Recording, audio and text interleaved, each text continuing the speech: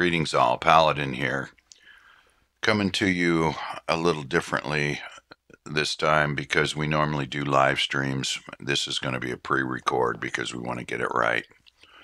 Sometimes when you do a live stream, you shoot from the hip, and when you shoot from the hip, sometimes you don't get your gun out of your holster and you shoot yourself in the foot. And that's exactly what's happened. So this will be considered correcting the record. 2 weeks ago, while Lady Justice was on vacation, I did a live stream podcast on Tuesday, the day after the long Labor Day weekend.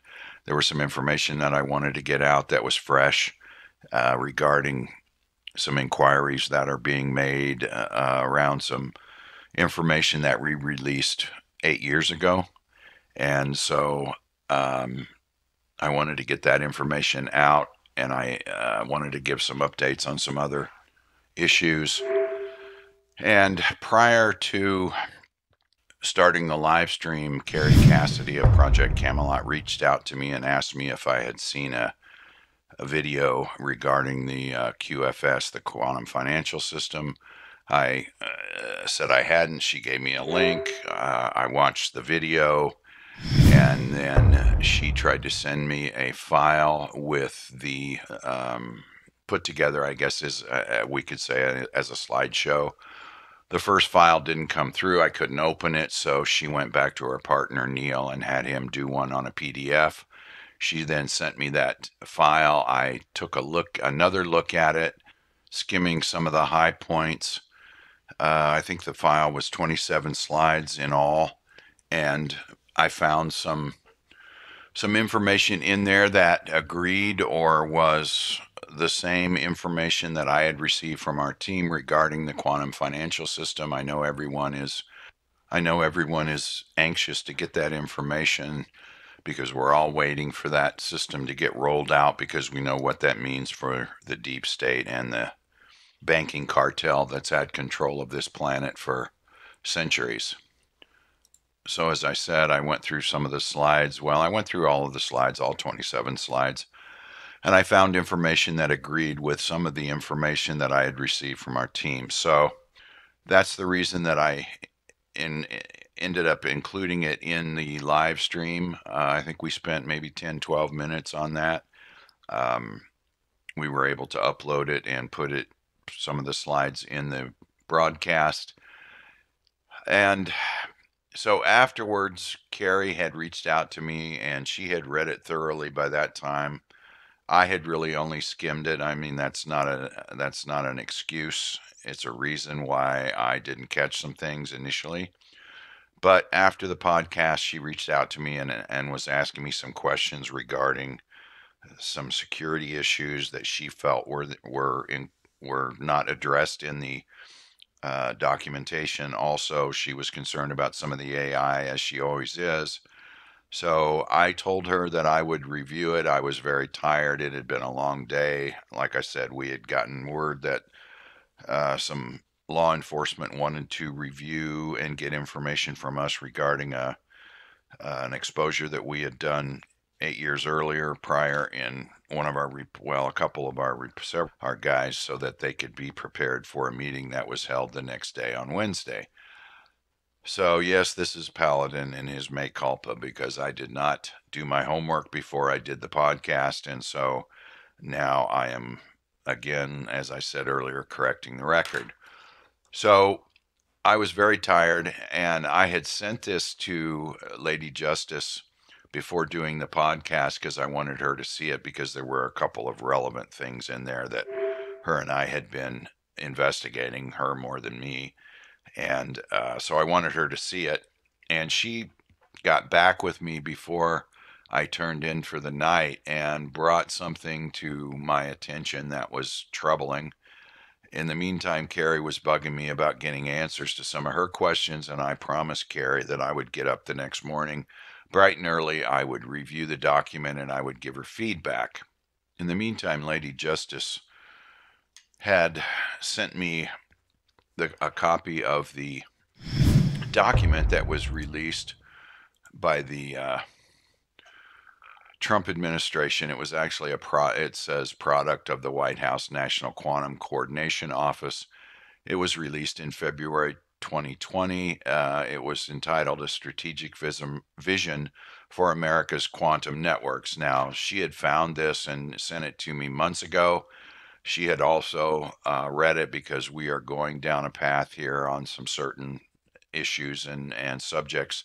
And so I vaguely had remembered the document, but I hadn't read it as thoroughly as she did. But she pointed out that the first paragraph of the 27 slideshow, 27 page slideshow had used the same opening paragraph as this document, only they changed some words.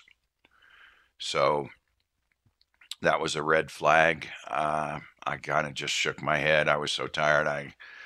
I decided to go to bed and would revisit this whole issue the next morning, which I did. In comparing the two documents, or the two opening or introduction statements of the 27-page slideshow and the 4-page document issued in February 2020 by the White House National Quantum Coordination Office, it was apparent that there were two words substituted in the 27-page slideshow, and they both had to do with quantum financial networks. And that term was used, quantum financial networks, and it was used to replace, in the official document, quantum information networks. And I will read those two sentences to you. The official document says the Trump administration is committed to American leadership in quantum information science. The first page of the 27-page slideshow presentation says the Trump administration is committed to the quantum financial system.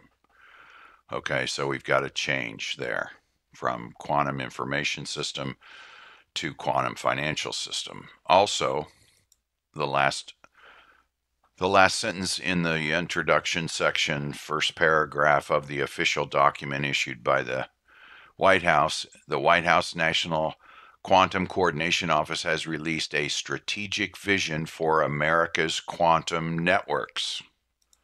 The last sentence in the introduction paragraph for the 27-page slideshow says the White House National Quantum Coordination Office has released a strategic vision for America's quantum financial system networks.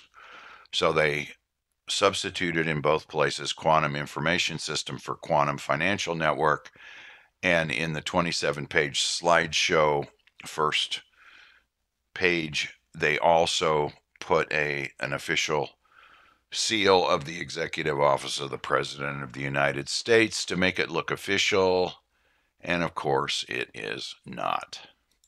So in my world, this makes it counterfeit. It makes it fake. It makes it a deception, so that everything that comes after this, you can't rely on it. Okay? So that's where we start with this. So the other 26 pages, I'm not going to go through them because it's not worth the time. But Carrie and I, the next day on Wednesday, after I had gone through all 27 pages, then I got in contact with her, and her and I basically spent a couple of hours going through every single page. And both of us brought up issues, problems with some of the language, some of the information, the way in which it was presented. We found some problems with things, information, issues that should have been addressed that were not addressed. And it was very quickly concluded that this document was a fake, it was not official, and the information provided was basically useless. Carrie indicated at that point that she was going to reach out to Charlie Ward and try to get an interview with him. She ended up doing that, I think, maybe a week later. Last week, I think she had the interview with Charlie Ward. She discussed this. In the meantime, I did some investigation along with Lady Justice, who was still on vacation. She found another YouTube channel called Lamb Wins that had put this information out maybe in March or April of this year. So it looks like that is the source of the information. So, my official position on the matter, now that we've had an opportunity to discuss it and review it and go through it with a fine tooth comb, I want to just tell everybody that, in my estimation, in my opinion, that the document is completely worthless, even though it does have some information that has been verified through some of my team. I would not recommend anybody to read it because it's going to get you confused, because it ties in certain things that are not well, they just don't make any sense to me.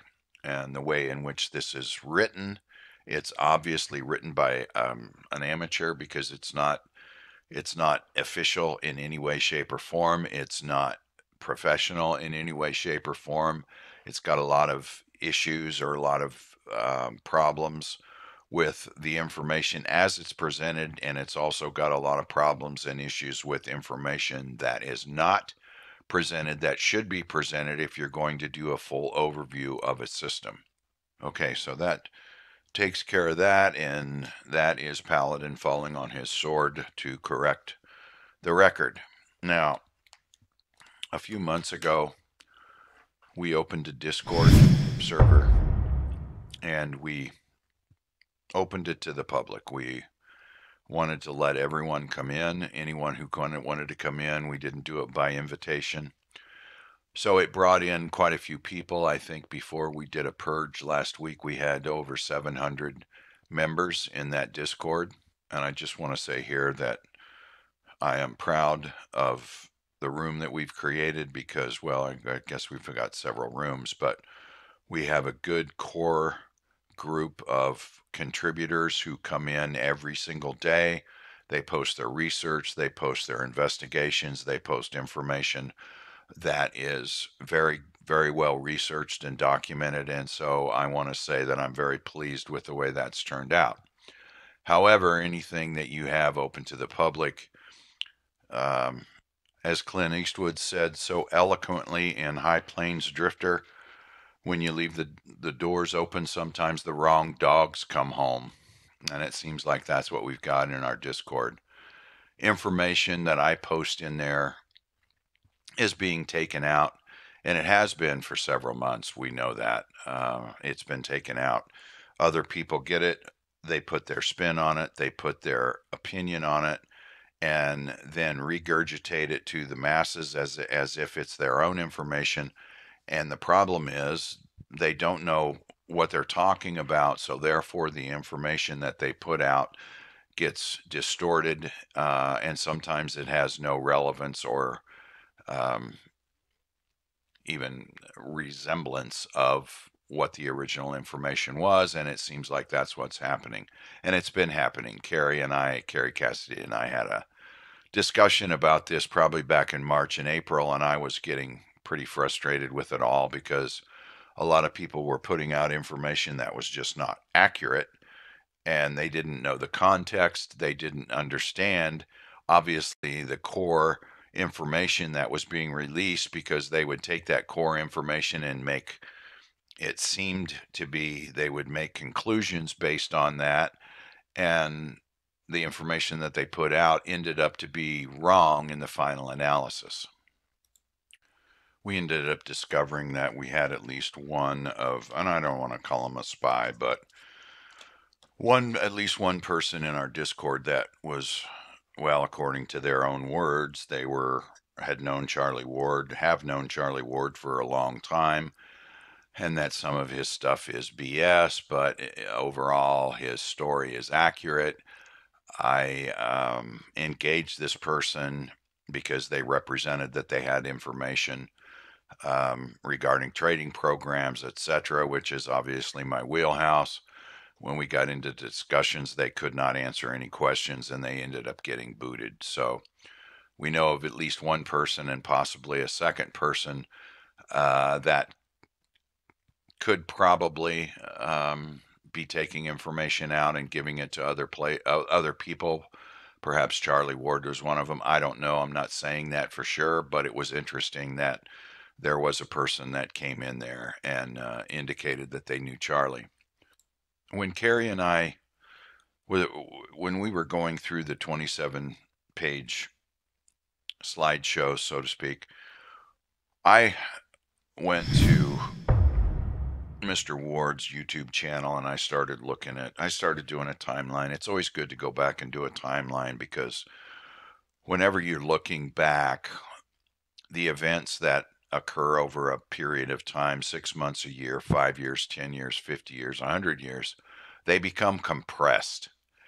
And in order to sort that out, you've got to basically go through a timeline to see how the progression of information was released. And so, in looking at Charlie Ward's YouTube channel, I see that Charlie put out some just normal kind of videos about family and about various subjects, and maybe got a less than 1,000 views, maybe 1,200 here and there, until he put out a three-part series on the so-called new king of England, King John, I believe. I'm not even sure about this. Gregory Hallett. And he put this out in three parts, and each one of those videos got over 100,000 views, if I'm not mistaken. And so this put Charlie Ward on the map.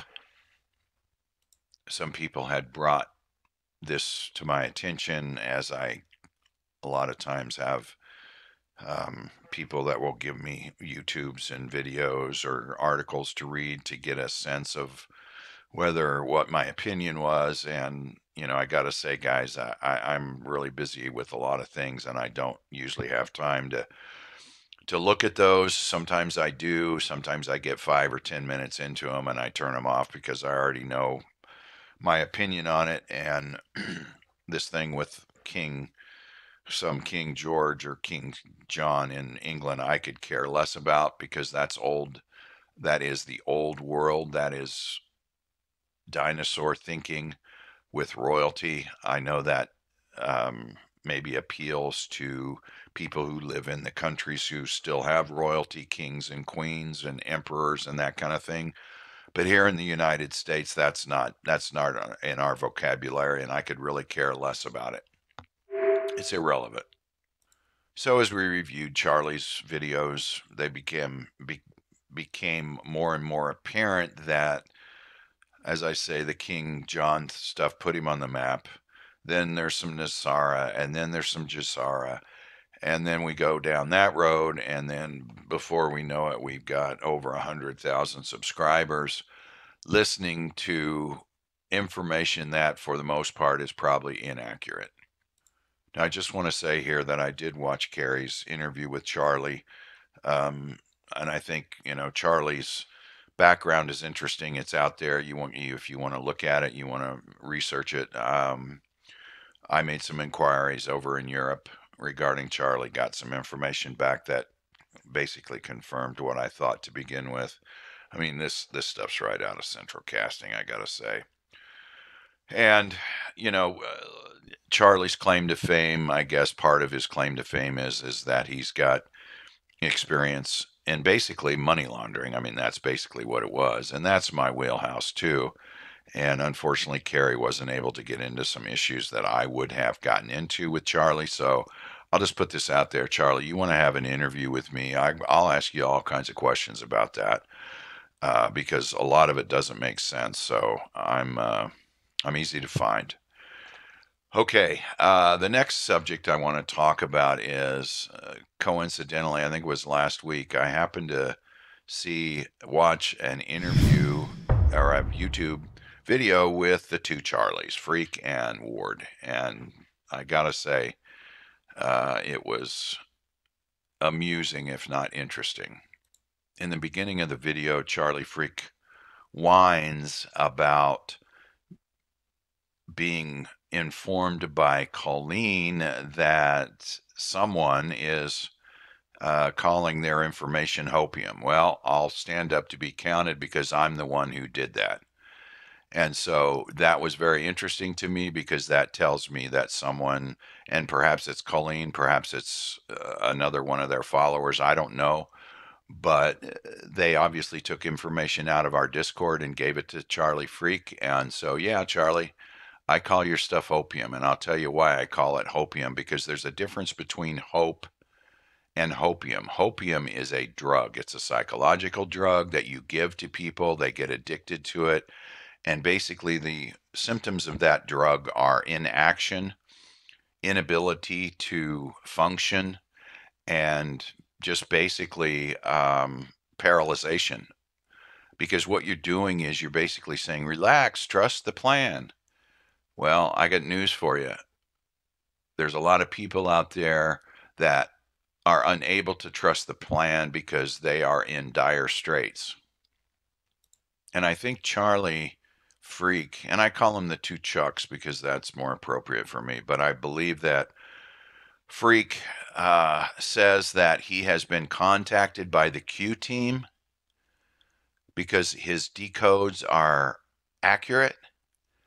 Well, I don't believe that for a second. So it's either he's not telling he's not telling the truth, or someone is impersonating the Q team, and he's believing it, because there's no way, shape, or form that anybody on the Q team would reach out to anybody in the YouTube world and acknowledge that their decodes are accurate, because they would never let someone else speak for them.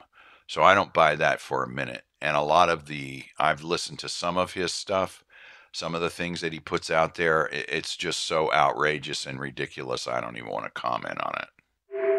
Also, I have issues with his deep dives into what his part of his claim to fame is in the music business.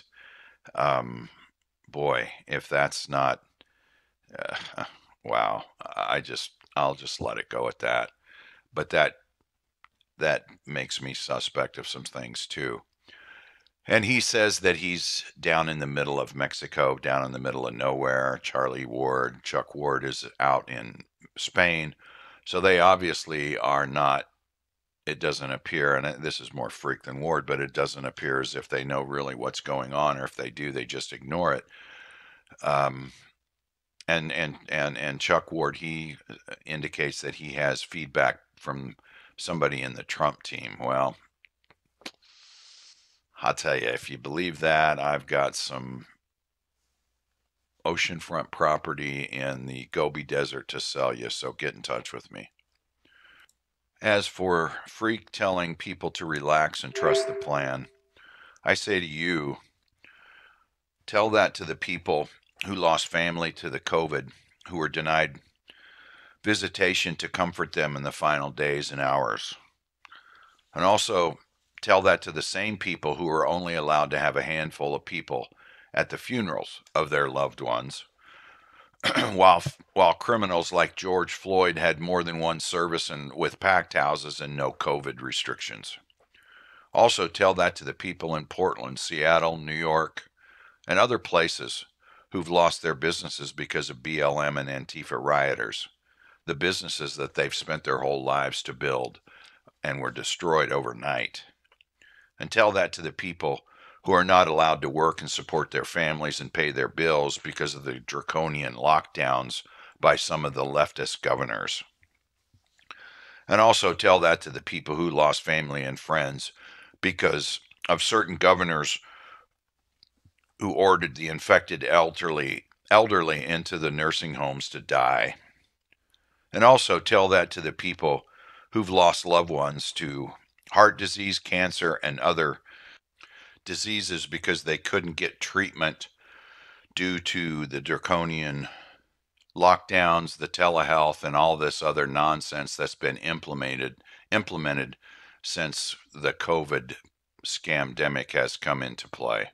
So I guess in conclusion, what I want to say to everyone is watch who you follow, because I know that you're all looking for information. I know that you're all thirsting for the truth, but don't buy the hopium. You know, there's a difference between hope and hopium, and you have to distinguish between the two, because, you know, that we're in World War III here. And this is not Germany and Japan versus the Allies, the Axis versus the Allies. This is not Russia versus the US or Russia versus China. This is the deep state versus the people. And I think you better understand that. And I think that you have to determine what your place is going to be going forward, because inaction is not going to get it done. You know, these guys talk about Q and they want to affiliate themselves with Q, but they seem to either forget or not understand where we go one, we go all means. So if they're going to be Q people, they need to promote that, because it's going to take action. It's going to take action from every single person to win this war and win this battle. And sitting around listening to basically crap that tells you sit tight, don't do anything, relax, trust the plan, is not going to get it done, and they're not doing you any favors. And I want to make that clear, because, we've been at this since November of 2010. The term white hat was not in the consciousness until we put it there 10 years ago with our reports. Now it's white hats in the Pentagon, white hats in the military, white hats here, white hats there. And I think everybody now has an understanding of what the term white hat means and what the term black hat means. And it's not distinguished by the agency that you're in, it's distinguished by your actions. So I just want to make that clear. Normally we don't punch down, and that's what we're doing here. And I don't really want to take up any more time than I already have on this subject. But I do want to verify that the 27-page slideshow that we put out on our last podcast is counterfeit, it's fake, it's not to be trusted, and it's not to be relied on. Okay, so I appreciate everybody's time and indulgence on this matter. I apologize again for not doing my due diligence on the 27-page slideshow that I talked about it in the last live. I promise you that that kind of a mistake will not happen again. Paladin out.